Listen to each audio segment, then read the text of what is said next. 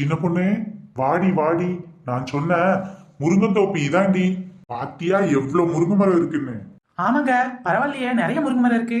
ஆ, என்ன பார்த்து லூசு லூசுன்னு இல்ல. பாத்தியா இன்னைக்கு உன் பிசினஸ்க்கு எவ்வளவு ஹெல்ப்ஃபுல்லா இருக்கேன்னு. இருந்தாலும் ஏதோ ஒண்ணு குறையுத மாதிரியே இருக்கே. என்ன இது மரம் ரொம்ப சின்னதா இருக்கு? ஐய, ஏன்டி சின்ன பொண்ணு என்னாச்சு? யோ ஒழுங்கு மரியாதையா வாயை மூடிட்டு இருந்துரு. புருஷனாச்சேன்னு பாக்கேன், இல்ல தூக்கி போட்டு கும்மு கும்முன்னு கும்மிருவேன் பாத்துக்க. ஏன்டி சின்ன பொண்ணு இம்புட்டு கோவமா பேசிக்கிட்டு இருக்க? பின்ன என்னையா, முருங்கத்தோப்பு இருக்குன்னு சொல்லி கூட்டிட்டு வந்தல, ஆனா இங்க வந்ததுல எந்த பிரயோஜனம் இல்லையே. என்னடி பொசுக்குன்னு இப்படி சொல்லிட்ட? வழக்கமா ஒரு மரம் ரெண்டு மரத்துல களவாண்டிட்டு இருப்ப, இப்போ ஒரு முருங்கை தோப்புக்கே வந்திருக்கல. உனக்கு எவ்வளவு வேணுமோ அவ்வளவு களவாண்டிக்க வேண்டியதானே? நல்லா பார்த்த இடம் போ. ஏன்டி என்னாச்சு? இதுல என்னத்தை களவாண்டு போறதா? மரத்தை வெட்டி கொண்டு போறதா? ஏன்டி மரத்தையே வெட்டுற? முருங்கா பறிச்சுட்டு போட்டி. ஒரு மரத்துல ஒரு கட்டு பறிச்சாலும் இங்க 10-15 மரம் இருக்கு, ஒரு 15 கட்டு பறிச்சுக்கலான்டி. வேற இது மட்டும் தான் ஐடியாவா? இதுக்கு மேல வேற ஏதாவது ஐடியா இருக்கா? ஒருவேளை நம்ம ஊர்ல எல்லாத்தையும் விற்க முடியலனால பக்கத்து ஊர் வரைக்கும் போயினா இன்னைக்கு வித்து காசா குமிச்சிட வேண்டியதானே? ஆமா ஆமா, மறக்காம ஒரு சாக்கு பையே எடுத்துக்கோயா. முருங்கா விக்கிறதுக்கும் சாக்கு பைக்கு என்னடி சம்பந்தம்? பின்ன 15 கட்டு முருங்கைக்காய்னா எவ்வளவு இருக்கும்? அதெல்லாம் வித்தா காசு நிறைய இருக்குல்ல, அதை வைக்கிறதுக்கு சாக்கு பை வேண்டாமா? ஏன்டி இப்படி ஓட்டுற?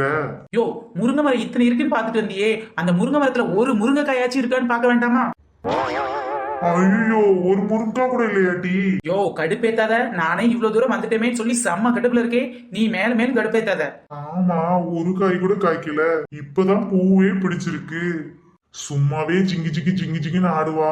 இப்ப முருங்கைக்காய் வேற இல்லைன்னா என்ன பண்ண போறான்னு தெரியலையே. சாரிடி சின்ன பொண்ணு, நான் சரியா பாக்கல.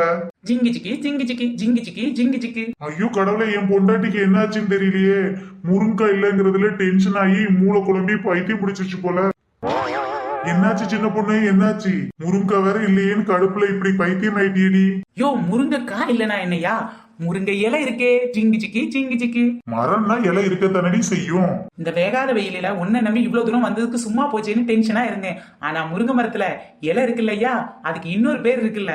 ஆமா, முருங்கை மரத்து இலைய முருங்கைக்கீரைன்னு சொல்லுவாங்க. இன்னைக்கு நான் முருங்கைக்கீரை தான் விற்க போறேன். எப்பாட நல்ல வேலை. எங்க முருங்கை வெட்டுற மாதிரி என்ன துண்டு துண்டா வெட்டிடுவாளோன்னு நினைச்சேன். அதுக்கு முன்னாடி முருங்கை காய்க்கு பதிலா முருங்கை இலை விற்கிறதுன்னு இவளே செட் ஆயிட்டா போல. இதை இப்படியே மெயின்டைன் பண்ணுவோம். நல்ல வேலை, இன்னைக்கு என் தலை தப்பிச்சுது. யோ, மாசம் மாசம் நின்றுகிட்டு இருந்தா எப்படியா? நேரத்துல இந்த முருங்கை இலையை பறிச்சா தான் வீதி வீதியே போய் வியாபாரம் பார்க்க முடியும். சரி சரிடி, நானும் உன்னோட சேர்ந்து பறிக்கிறேன். இந்த சின்ன பொண்ணு, நான் நிறைய பறிச்சுட்டேன். யோ, ஒழுங்கா ஏங்க திறமா கூட வையா. இவ்வளோ போதும்ல?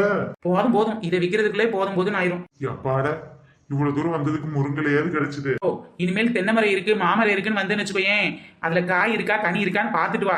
இதே மாதிரி வந்து என்ன கடுப்பே தெரியாது. சரிடி சின்ன பொண்ணு. எல்லாம் ஒரு ஆளுன்னு உன்னை நம்பி வந்த பத்தியா, என்ன சொல்லணும்? சரி, பெட்டி அப்படியே என்கிட்ட கொடு. இனிமேல் வீட்டுக்கு வந்தனா டைம் ஆயிரும். நான் அப்படியே இந்த பக்கமா வீதி வீதியா போய் வியாபாரம் பார்க்கேன், நீ வீட்டுல போய் கஞ்ச காய்ச்சி. சரிடி, இன்னைக்கு நம்ம வீட்டுல என்ன குழம்பு? வேற என்ன குழம்பு? முருங்கை இலை குழம்பு தான். போய் முருங்கை இலை உருட்டி போய் குழம்பு இப்போ போ. ஊருக்கே முருங்கலை விற்பான்னு பார்த்தா நம்ம வீட்லயே இன்னைக்கு முருங்கலை வச்சு குழம்பு வைக்க சொல்லிட்டாலே. சரி, இதுவும் உடம்புக்கு நல்லதுதான், இதையே வச்சிருவோம். கூட மேல கூட வச்சு முருங்கை கீரை விற்க போறேன். பாப்பாத்தி, அடியே பாப்பாத்தி. வாடி சின்ன பொண்ணே, என்ன கூட இங்கேயுமா வீட்டு பக்கம் வந்திருக்க? அதை ஏன் கேக்குற? வேகாத வெயில்ல உன் உடம்புக்கு கொஞ்சம் சத்து எத்துவமே தான். ஏண்டி என்ன பார்த்தா சத்து இல்லாதவ மாதிரியே தெரியுது? ஏண்டி, இப்பெல்லாம் டாக்டர் கிட்ட போயிட்டா யாரு கேட்டாலும் இரும்பு சத்து இல்லன்றாங்க. அதான் கொஞ்சம் இரும்பு சத்தை வீடு வீடா வித்துட்டு போலான்ட்டு வந்தேன். என்னது, இரும்பு சத்தை வீடு வீடா வைக்க போறியா? என்னடி மாத்திரையா வித்துக்கிட்டு இருக்க? இந்த கூடையில பச்சை கலர் இலையையும் போட்டுக்கிட்டு. பச்சை கலர் இலை தாண்டி, ஆனா என்ன இலைன்னு நல்லா பாரு. பார்த்தாலே தெரியுதே, முருங்கைக்கீரை. முருங்கைக்கீரை விற்க தாண்டி வந்தேன். என்னது, முருங்கைக்கீரை விக்கிறியா? இப்பதான் கொஞ்ச நேரத்துக்கு முன்னாடி சத்து விக்கிறேன்ற, இப்ப முருங்கைக்கீரை விக்கிறேன்ற. பாப்பாத்தி பாப்பாத்தி, வாங்க ராணியக்கா வாங்க. என்ன குழம்பு வைக்கிறதுனே தெரியல. இன்னைக்கு உன் வீட்டுல என்ன குழம்பு வைக்கிற? அதை கேட்டுட்டு போய் அதே குழம்பு என் வீட்டுல நானும் வைக்கிறேன்னு நினைக்கிறேன். ஆட போங்க ராணியக்கா, என்ன குழம்பு வைக்கிறதுன்னு தெரியாம தான் நானும் காலையில இருந்து உருண்டுகிட்டே இருக்கேன். நீங்க வந்து அதே கேள்வியை என்கிட்ட கேட்டீங்கன்னா நான் என்ன பதில சொல்றது? முதல்ல உட்காருங்கக்கா, அதுக்கப்புறம் யோசிப்போம். ஆமா ஆமா, உட்காருங்க. வீட்டுக்கு வந்தா முதல்ல உட்காரணும். இவ்வளவு மாதிரி வீதியில வியாபாரம் பார்க்கலாம் வந்து என் திண்ணையில உட்கார்றா. நீங்க உட்கார்றதுல என்னக்கா தப்பு? குழம்பு கூட அழகா ருசியா டேஸ்டா வச்சிடலாம் போலடி. ஆனா என்ன குழம்பு வைக்கிறதுன்னு யோசிக்கிறது இருக்கு பத்தியா, அந்த டென்ஷன் தான் பெரிய டென்ஷனா இருக்கு. சரியா சொன்னீங்கக்கா, அதே குழப்பத்துலதான் நானும் இருக்கேன். ஆமாடி சின்ன பொண்ணு, என்ன வியாபாரம் இன்னைக்கு?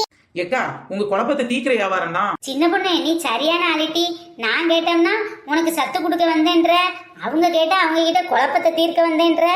நல்லா பேச கத்துக்கிட்டடி.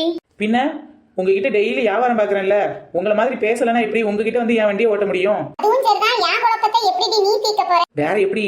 என்கிட்ட இருக்க முருங்கைக்கீரை இன்னைக்கு உங்க வீட்டுல குழம்பு வைக்க சொல்ல போறேன். அப்படித்தான். இதோ பாருங்க ராணியக்கா, என் கூடையில இருக்கிற பொருளை வாங்கி இன்னைக்கு நீங்க குழம்பு வச்சீங்கன்னா உங்க குழப்பம் தீர்ந்து போச்சு. அப்படி என்னத்துக்கு கூடையில அள்ளி போட்டிருக்க? அக்கா அவ முருங்கைக்கீரை வச்சிருக்காக்கா. முருங்கைக்கீரையா?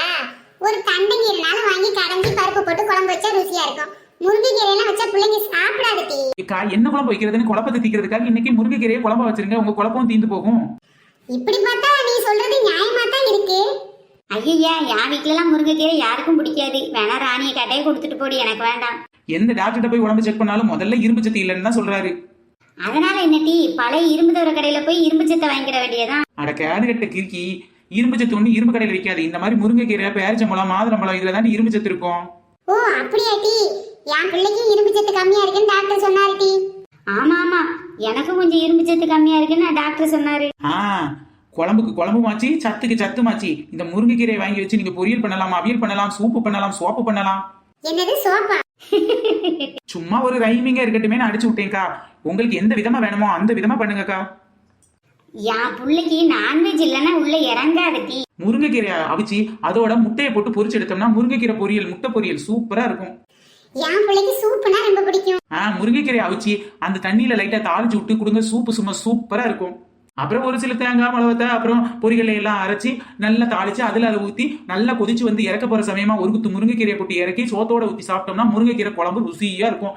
குழம்புக்கு குழம்பு மாச்சி, சத்துக்கு சத்து மாச்சி. சின்ன பொண்ணு, பொருளை விற்க தெரிஞ்சாலும் அந்த பொருளை எப்படி நான் சுக்கா தள்ளி விற்கிறதுன்னு உனக்கு தான் நல்லா தெரியுது. பரவாயில்லையே, முருங்கைக்கீரையும் கொடுத்து எப்படி வைக்கணும்னு சொல்லி வேற கொடுத்துடுற. பின்ன எப்படி வைக்கணும் தெரியாதுன்னு சொல்லிட்டே பாதி பேர் வாங்க மாட்டேங்க. அதான் என் புருஷன் கிட்ட ரெசிபியை கேட்டுட்டு வந்து உங்ககிட்ட சொல்லிட்டு இருக்கேன். ஆக மொத்தம் உனக்கு வைக்க தெரியாது அப்படிதானே? இல்லன்னு சொன்னா நம்பவா போறீங்க?